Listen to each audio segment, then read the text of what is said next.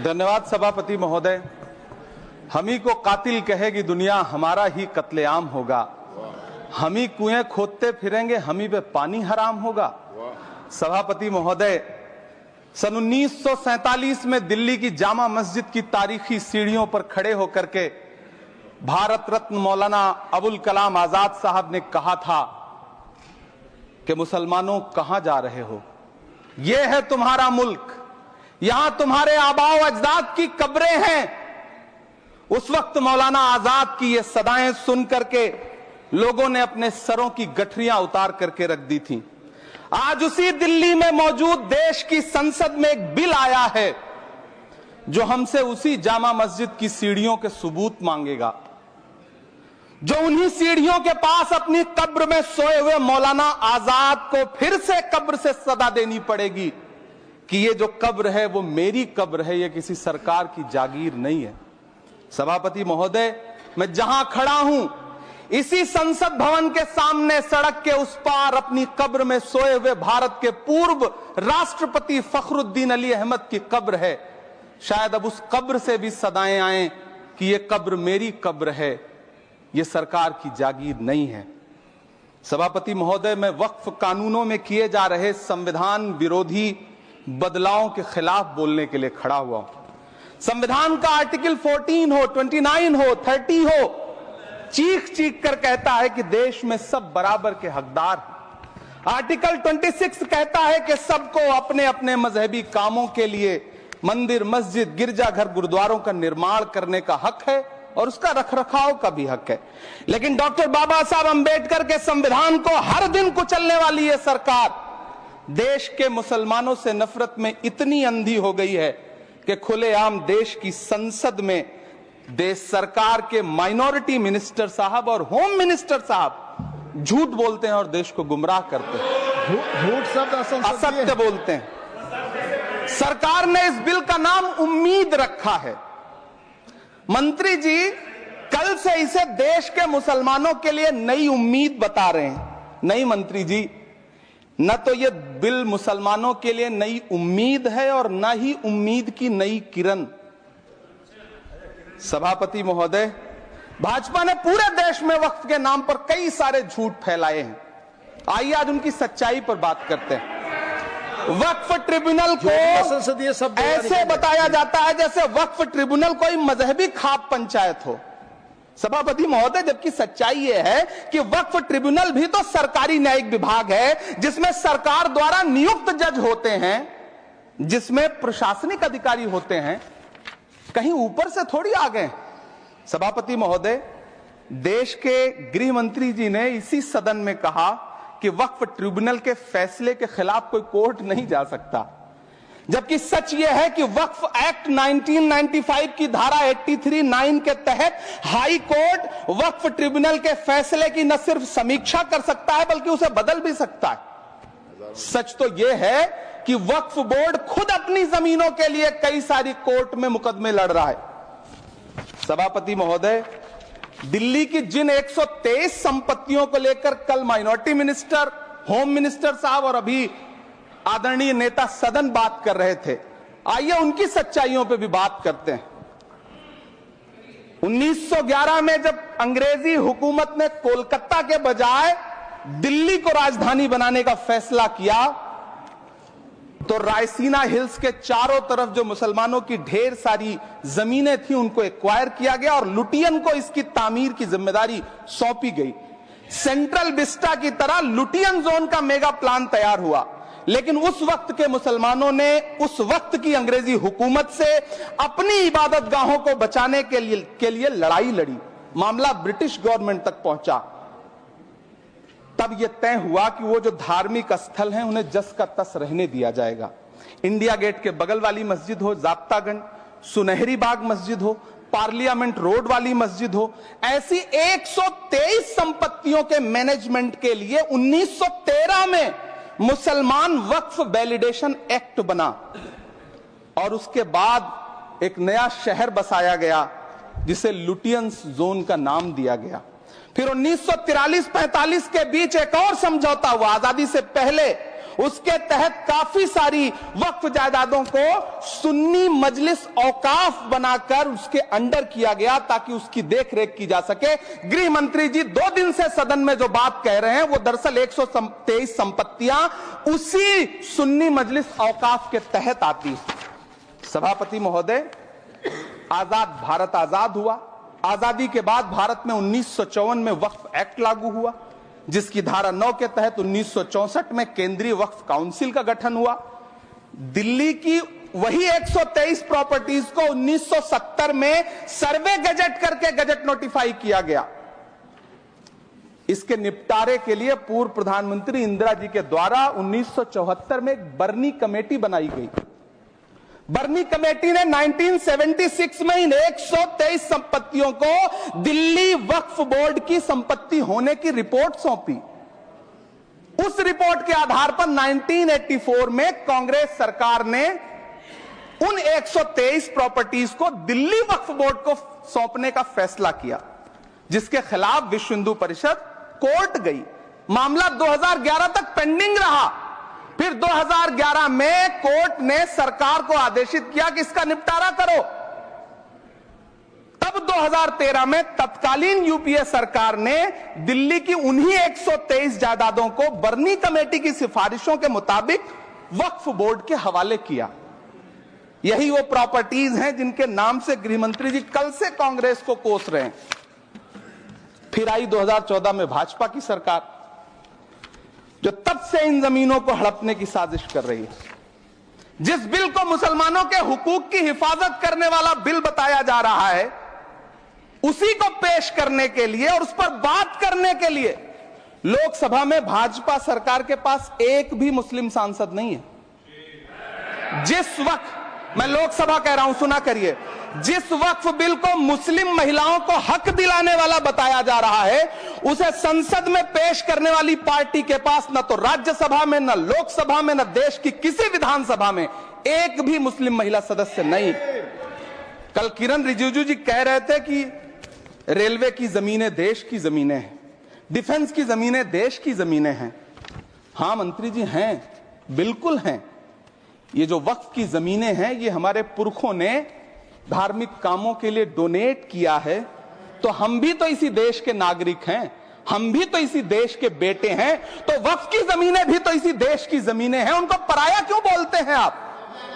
सभापति महोदय, अशफाकुल्लाह खान जब फैजाबाद की जेल में फांसी के फंदे पर झूल रहे थे तो इसी देश की जमीन के लिए झूल रहे थे ना।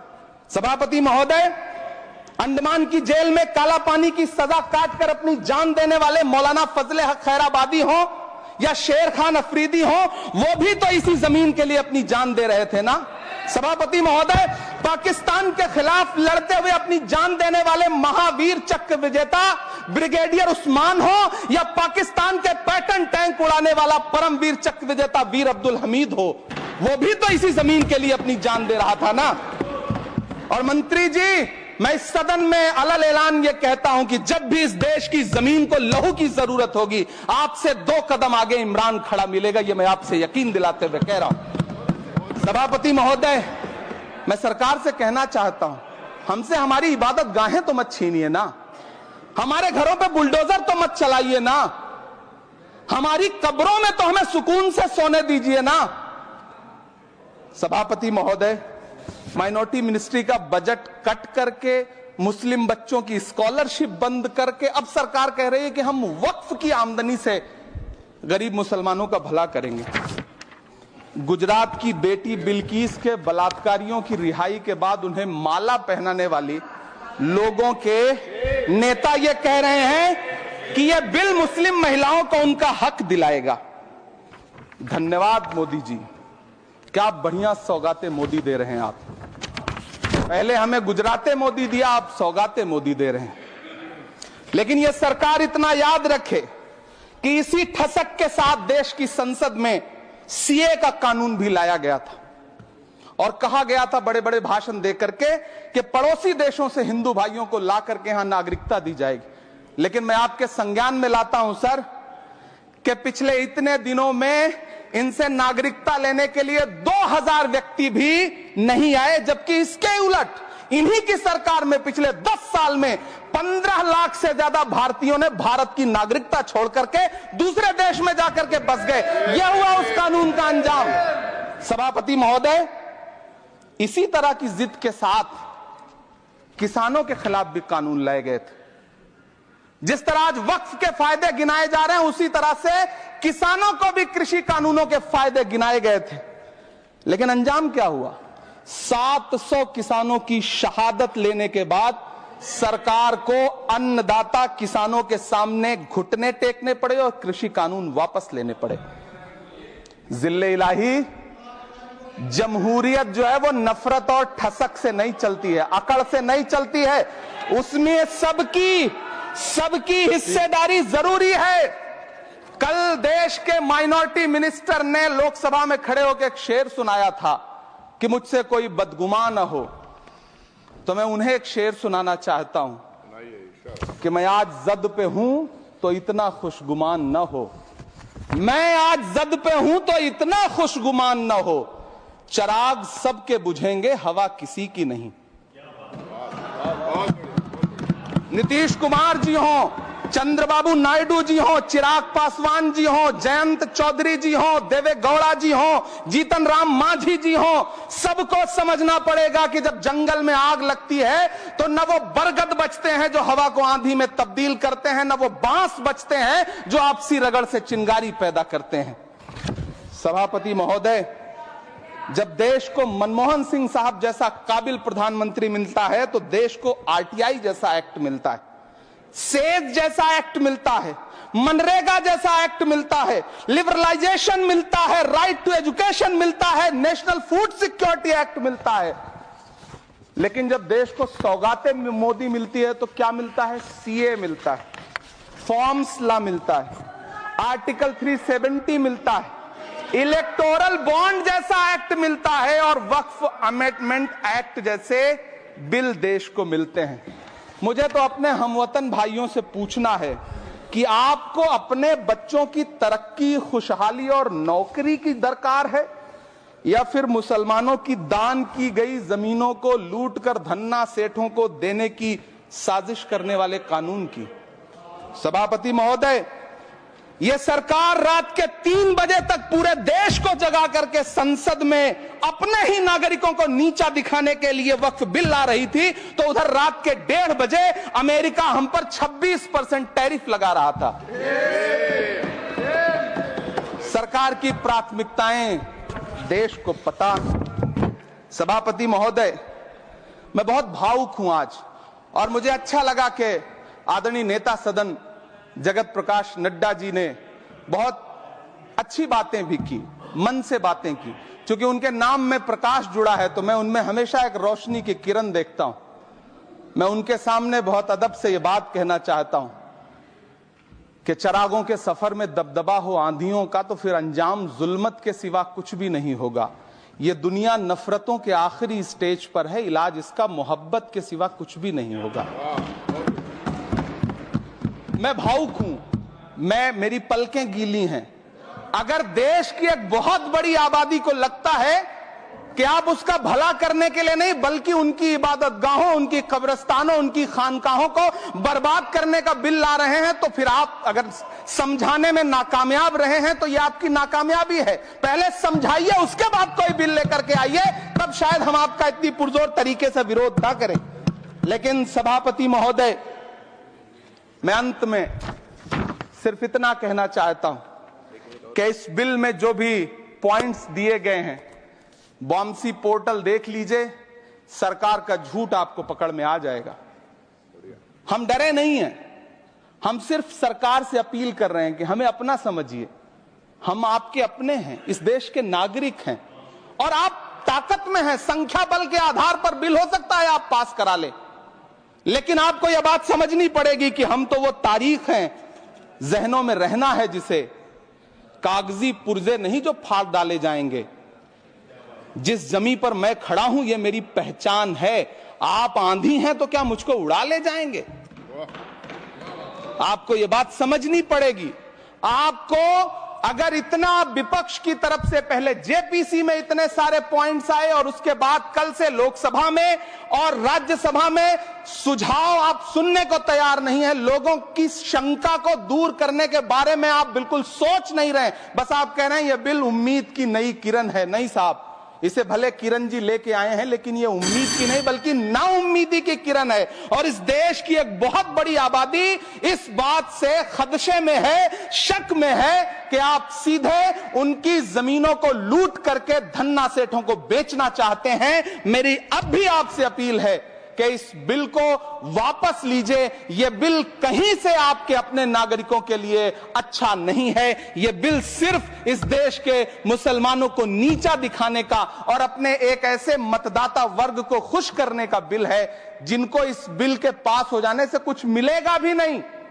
लेकिन आप एक नैरेटिव देना चाहते हैं, एक मैसेज देना चाहते हैं। मेरी आपसे अपील है कि कृपया ये जो सबका साथ सबका विकास का नारा है, इस नारे को रत्ती भर तो चरित्रार्थ कर दीजिए। बहुत बहुत धन्यवाद।